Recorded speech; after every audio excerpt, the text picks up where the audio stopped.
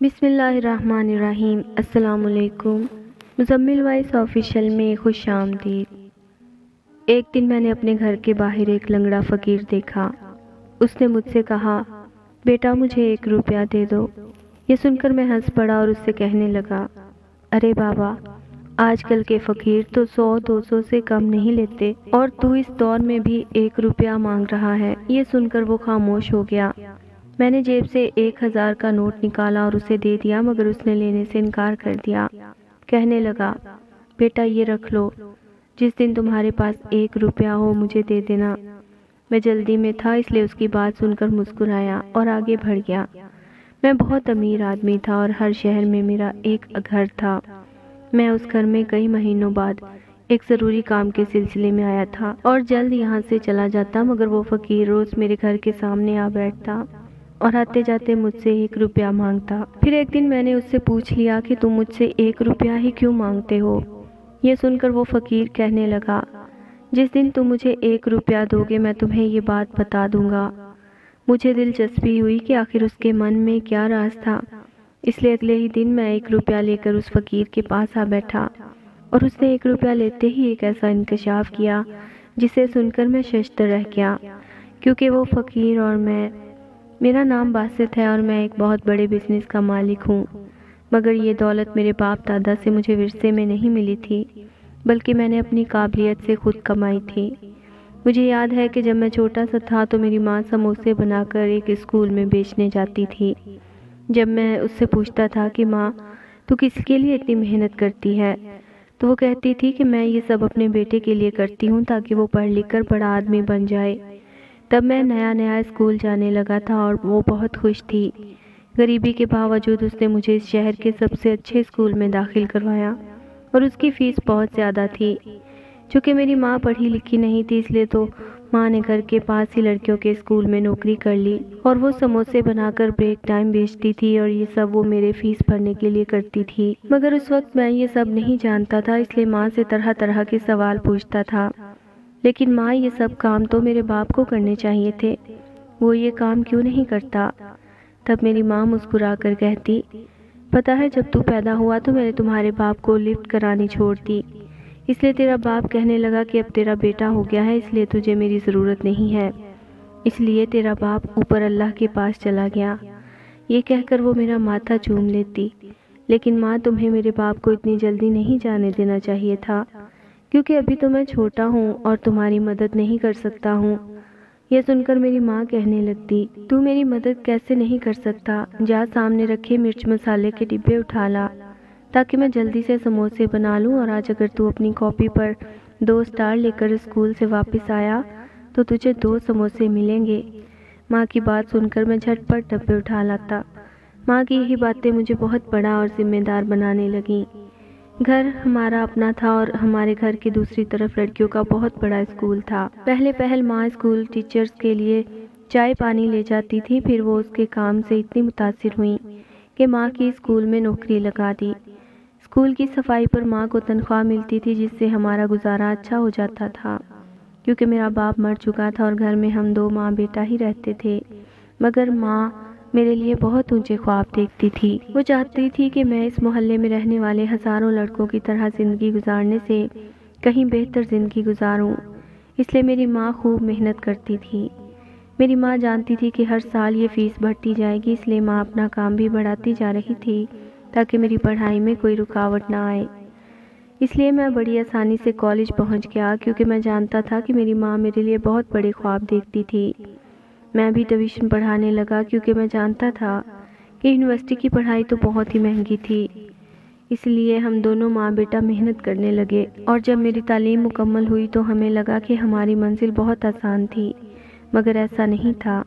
یہاں چھوٹی نوکری کے لیے بھی بہت پیسہ لگتا تھا، مگر میری ماں ہار ماننے والوں میں سے نہ تھی، اس لیے ماں نے پھر سے کمر کس لی اور میرا حوصلہ ٹوٹنے نہیں دیا۔ میں بھی اچھی جاب ملنے تک چھوٹی موٹی نوکریاں کرتا رہا اور ہم دونوں نے 1 سال کے اندر اتنا پیسہ جمع کر لیا جس سے مجھے ایک اچھے ادارے میں جاب مل گئی۔ یہاں ہر چیز بکاؤ تھی، قابلیت کی تو اہمیت ہی نہیں تھی، اس لیے میں نے جاب خرید لی، مگر میں جانتا تھا کہ اب مجھے اپنی قابلیت دکھا کر اس کرسی کی حفاظت کرنی تھی اور میں نے وہی کیا اور اس ادارے میں اپنی قابلیت کے جھنڈے گاڑ دیے اور پھر آگے کی منزلیں آسان ہوتی گئیں اور میری ماں کے خواب سچ ہونے لگے۔ پھر سال گزرتے گئے، کامیابی میرے قدم چومنے لگی اور میں امیر بنتا گیا۔ پھر دیکھتے ہی دیکھتے میں اتنا دولت مند ہو گیا کہ میں نے ہر شہر میں ایک گھر خرید لیا۔ ماں کہتی تھی کہ اتنے گھر لینے کی کیا ضرورت تھی، اور میں ماں سے کہتا کہ میں جب دوسرے شہر جاتا ہوں تو ہوٹل میں رہنا پڑتا تھا، اس لیے میں نے ہر شہر میں اپنا ایک گھر بنا لیا تاکہ میں کام کے سلسلے میں جب بھی کہیں جاؤں مجھے ہوٹل میں نہ رہنا پڑے۔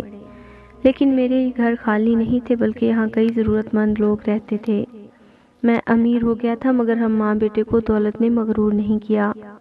میری ماں اب بھی کام کرتی تھی۔ اس نے ایک کوکنگ سینٹر کھول رکھا تھا جس میں وہ غریب عورتوں کو کھانا پکانا اور اس ہنر کو کاروبار بنانے کے گر سکھاتی تھی۔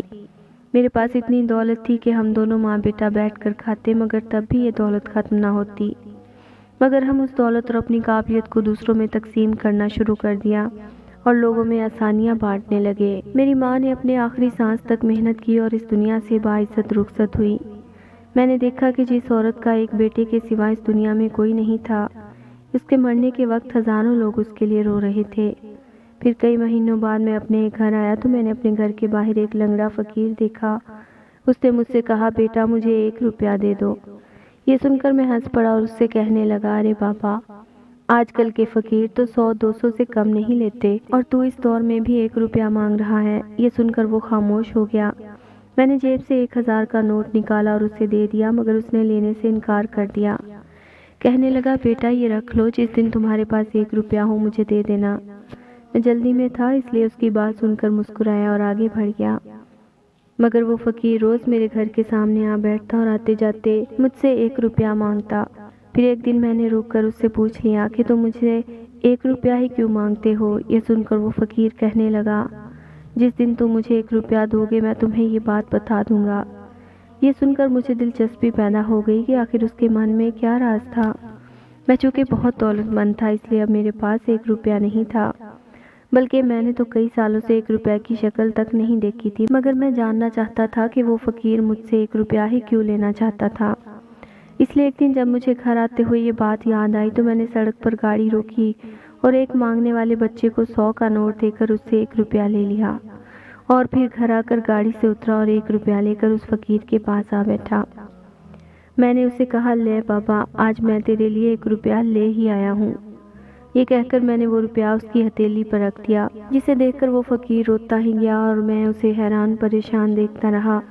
پتہ نہیں اس بیچارے کو اس روپیہ کو دیکھ کر کون سی بات یاد آ گئی۔ تھوڑی دیر بعد اس نے اپنے آنسو صاف کیے اور کہنے لگا، میں بہت غریب آدمی تھا اس لیے شادی نہیں کرنا چاہتا تھا، کیونکہ میں نہیں چاہتا تھا کہ میں اپنے جیسے غریبوں کو پیدا کروں اور میری اولاد میری طرح گھٹ گھٹ کر جیے۔ مگر میرے باپ نے زبردستی شادی کر دی اور میری جس عورت سے شادی ہوئی وہ بہت اچھی عورت تھی، کیونکہ وہ میری طرح بس خواب نہیں دیکھتی تھی بلکہ وہ ان خوابوں کے لیے محنت بھی کرتی تھی۔ وہ مجھے بہت سمجھاتی تھی کہ اچھی زندگی جینے کے لیے خواب نہیں دیکھنے پڑتے بلکہ اس کے لیے محنت کرنی پڑتی تھی۔ یہ کام مجھ سے نہیں ہوتا تھا، اس لیے میرے حالات شادی کے بعد اور بھی برے ہو گئے اور شادی کے 1 سال بعد ہمارا بیٹا پیدا ہوا اور گھر کے حالات اور بگڑنے لگے۔ اس پر ایک اور مصیبت مجھ پر آ پڑی۔ میرا بیٹا 2 سال کا ہو چکا تھا مگر وہ ٹانگوں کے ہوتے ہوئے بھی چل نہیں پایا۔ میں نے بہت کوشش کی، کئی ڈاکٹروں کو دکھایا مگر میرا بیٹا چل نہیں پایا، یہاں تک کہ وہ 5 سال کا ہو گیا۔ اسے کوئی بیماری نہیں تھی مگر اس کے باوجود وہ چل پھر نہیں سکتا تھا۔ یہ دیکھ کر میں بہت مایوس ہو گیا اور میں نے سوچ لیا کہ یہ دونوں ماں بیٹا میرے کسی کام کے نہیں تھے۔ میں نے سوچا کہ میرا بیٹا جب چل پھر نہیں سکتا تو یہ بڑا ہو کر کیا کام کرے گا؟ یہ میرا سہارا نہیں بن سکے گا بلکہ الٹا مجھے اسے سہارا دینا پڑے گا۔ اس لیے میں نے اپنی بیوی کو چھوڑ دیا اور دوسری شادی کر لی۔ پھر وقت گزرتا گیا اور دوسری شادی سے میرے 3 لڑکے ہوئے اور وہ بڑے ہو کر بہت کمانے لگے، مگر جو ہی میرے بیٹوں کے پاس دولت آئی میری بیوی اور بیٹوں نے مجھے یہ کہہ کر نکال دیا تھا کہ تم نے ہمارے لیے کچھ نہیں کیا، اس لیے اب ہمیں بھی تمہاری ضرورت نہیں ہے، اور یوں میں بے گھر ہو گیا۔ میں نے اپنی پہلی بیوی اور بیٹے کو چھوڑ دیا تھا، ان دونوں کا دل دکھایا تھا، اس لیے مجھے سزا ملی اور میں بھی سڑک پر آ گیا۔ ایک دن میں سڑک پر جا رہا تھا کہ میں ایک کار کے نیچے آ گیا اور اس ایکسیڈنٹ میں میری دونوں ٹانگیں کٹ گئیں اور میں سڑکوں پر بھیک مانگنے لگا۔ یہ کہہ کر وہ فقیر رونے لگا اور اس کی کہانی سن کر میں بھی افسردہ ہوا۔ لیکن پھر مجھے 1 روپیہ والی بات یاد آ گئی تو میں نے اس سے کہا، لیکن بابا یہ تو بتاؤ کہ تم مجھ سے 1 روپیہ ہی کیوں مانگتے تھے؟ یہ سن کر اس فقیر نے ایک ایسا انکشاف کیا کہ جسے سن کر میں ششدر رہ گیا، کیونکہ فقیر میری بات سن کر کہنے لگا، بیٹا میں تمہارا باپ ہوں اور میں نے آج سے کئی سال پہلے تمہیں اور تمہاری ماں کو چھوڑ دیا تھا۔ جس دن میں تم لوگوں کو چھوڑ کر جا رہا تھا اس دن تمہاری ماں نے میری بہت منت کی تھی اور کہا تھا کہ تمہارے بیٹے کو کوئی بیماری نہیں ہے، دیکھنا یہ خود ہی ایک دن چلنے پھرنے لگے گا اور تمہارا سہارا بنے گا۔ میں نے بڑے غرور سے کہا کہ میں یقین سے کہہ رہا ہوں کہ تمہارا یہ بیٹا 1 روپیہ تک نہیں کما سکتا، اور یہ کہہ کر میں نے تم دونوں کو چھوڑ دیا کیونکہ مجھے لگا تھا کہ تم کبھی چل پھر نہیں سکو گے۔ لیکن آج میں تمہیں تلاش کرتے ہوئے یہاں تک آ گیا، مگر تمہاری حیثیت دیکھ کر میرا سر شرمندگی سے جھک گیا ہے۔ یہ کہہ کر فقیر رونے لگا اور میں اسے نفرت بھری نظروں سے دیکھنے لگا، مگر اچانک مجھے اپنی ماں یاد آ گئی اور میں نے سوچا کہ اگر وہ زندہ ہوتی تو وہ کیا کرتی؟ یقیناً وہ میرے باپ کو معاف کر دیتی، اس لیے میں نے بھی وہی کیا اور اسے 1 روپیہ دینے کے بجائے لاکھوں کا مالک بنا دیا۔ یہ ضروری نہیں کہ جو آپ کو دکھائی دے رہا ہو بعد وہی ہو، بلکہ کبھی کبھی ایسے معجزے بھی ہو جاتے ہیں جنہیں دیکھنے کے بعد آپ پچھتانے کے سوا کچھ بھی نہیں کر سکتے۔ اس لیے کبھی کسی کے بارے میں غلط اندازے مت لگائیں، کیونکہ آپ اس کے کل کے بارے میں کچھ نہیں جانتے۔